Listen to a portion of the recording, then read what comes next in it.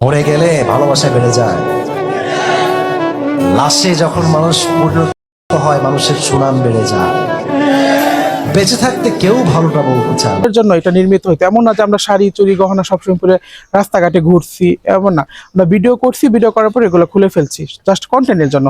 তো হঠাৎ করে ওই বিয়ের ভিডিও আপলোড পরে একটা ফেক আইডি রিপন এফ, ওইটা আমাদেরকে নিয়ে পোস্ট করে মুক্তাগাছা হেল্পলাইন এভারগ্রিনে দেয়। দেওয়ার পরে মানসিক হেল্পলাইনগুলোতেও ছড়ায় যায় বিষয়টা যে আমরা সমকামিতা প্রমোট করছি, ছেলে ছেলে বিয়ে দিচ্ছি। বিষয়টা আসলে ওরকমই না। এই পর্যন্ত এটা মনে করলেন যে আমাদের মুক্তাগাছার যে গণ্যমান্য বিচক্ষণ বিজ্ঞ ব্যক্তি আছে, যে আলেমগণরা আছে, বিশেষ করে মানে আব্দুল হালিম সাহেব আছে, ওনার কান পর্যন্ত কথাটা পৌঁছে যায়। তো উনি আমাদের ভালোর জন্য মানে এমন একটা উত্তেজিত ভাবে একটা মানে ভাষণ দিয়ে ফেলে যে 7 দিনের মধ্যে আমাদের মানে ফাঁসি চাই, মানে গ্রেপ্তার করে ফাঁসি চাই। তো উনি হয়তো আমাদেরকে সজাগ করার জন্য বা বাংলা মুক্তাগাছার যে যুব সমাজ আছে তাদের হাত থেকে আমাকে রক্ষা করার জন্য হয়তো এই ভাষণটা দিয়েছিল। আমি এখন বুঝতেছি আমার ভালোর জন্যই বলছিল, কিন্তু তখন আমি ভয় পেয়ে গেছিলাম।